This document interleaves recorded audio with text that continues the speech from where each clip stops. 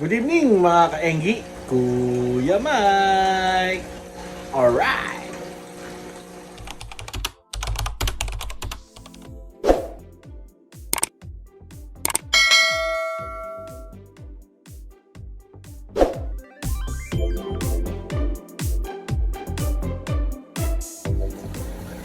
Mga ka-enggi, ito yung ating mga black box, ano?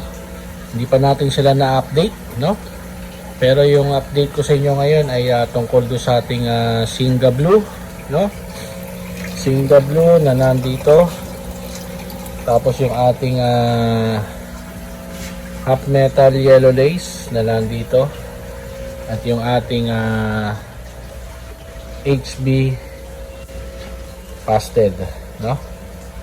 Alright. So, ayun nga, no, mga ka-enggi, no? Yung update natin is siyempre hindi magandang update, no? Hindi ko alam kung ano ba yung mali, no? Kasi kung napanood nyo yung dilubyo ay namatay yung mga pea dirt natin, yung ating tuxedo koi, tsaka yung mga ibang pool gold natin namatay, no? Ngayon, no? Namatay yung ating mga Singa Blue, tsaka yung ating yellow lace, half metal yellow lace, at tsaka yung HB pastel, no?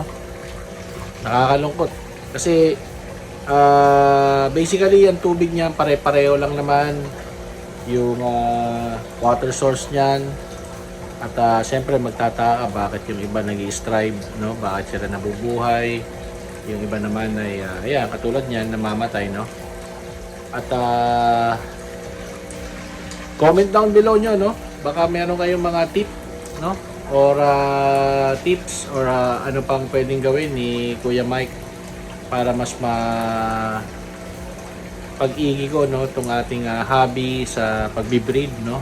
Pag-aalaga ng mga guppies, no? Ayan, no? So last time, no? Nandito yung ating mga tuxedo koi. Dito pala tuxedo koi, tapos nandito yung ating mga pea dirt. Maraming pea dirt dyan eh.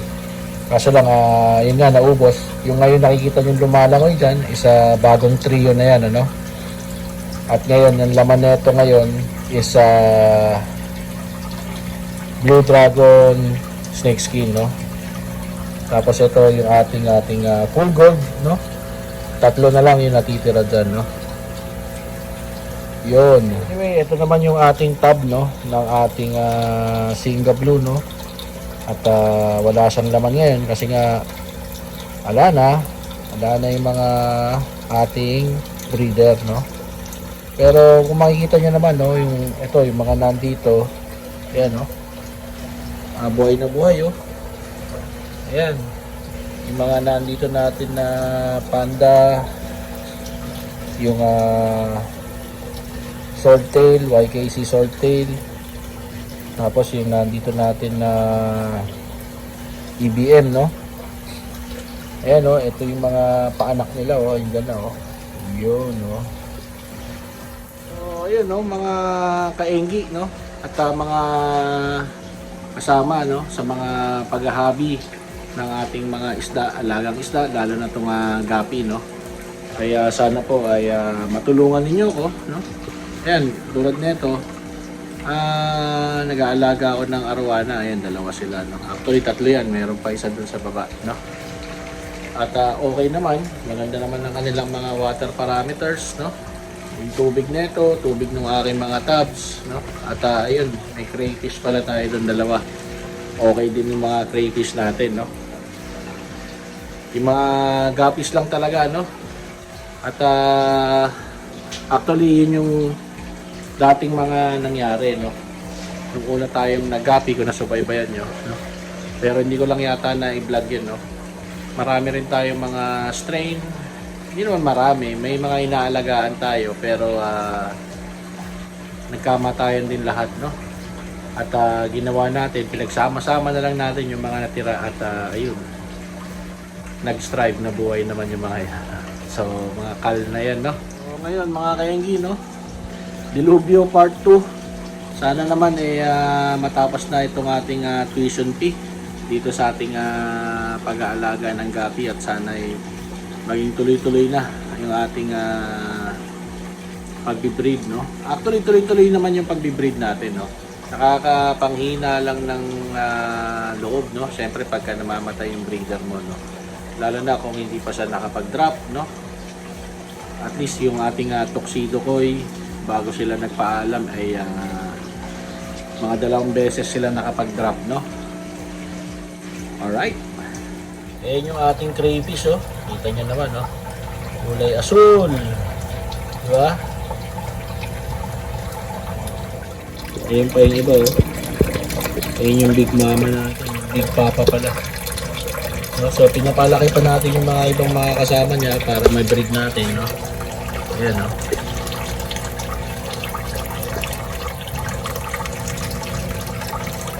Alright. Takot lang sa inyo si Sam, no? Ayan, lumalaki na rin, no? Yung mga nakasubaybay sa atin. At gusto nyo makita yung update kay Sam, yung ating super red na RDC Arowana. Ayan, no? Ayan na si Sam. Diba? Ayos ba, Sam?Alitang gilas, oh. Siyempre, pakita na rin natin si Cherry, no? Yung ating 1.5 grade red Arowana or mas kilala siya bilang Banjar, no? Ayan, mas malaki to, no?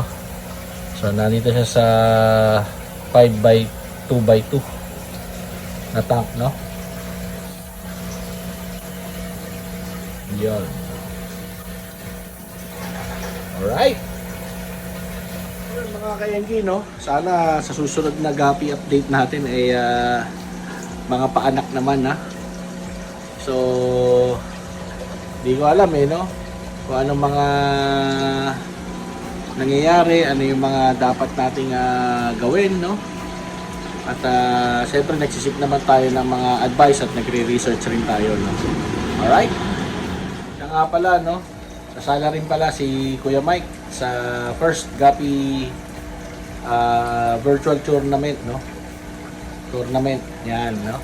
So meron tayong mga ginugroom at po-post ko na lang yung video, no? Dito sa mga susunod na upload natin. Alright. So ayun na mga kaingin, no?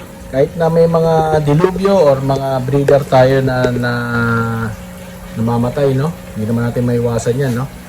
Tutuloy pa rin natin, no? Maglalagay tayo ng kahoy na lang dyan, no? Tapos papatungan natin yung kahoy ng ating mga mas maliliit na tab at yun yung magiging breed. Yun, no? So yun nga yung magiging breeding tab natin, no? Pag nalagyan na natin yan ng kahoy dyan. Kasi itong mga to sa ilalim, ayan na yung ating mga magiging grow out, no? Tapos plano natin ay mag-collecta tayo na itong mga ganito, no? Yung mga mineral. Lagay natin dito sa ilalim naman, no? Para pang groom naman natin yan, no? So, yun, mga kaingi. So, yun mga kaingi, no? Kung nagustuhan nyo itong video na to, no? Or kung meron kayong masasuggest kay Kuya Mike, please consider subscribing or comment down below na lang, no? Para mas matuto pa tayo sa ating hobby at yung community mas maging engaged at the same time po yung makabasa ng mga comment ay matuto din, no? Alright, so, mga kaingi, alam na this. Bye bye. Alright.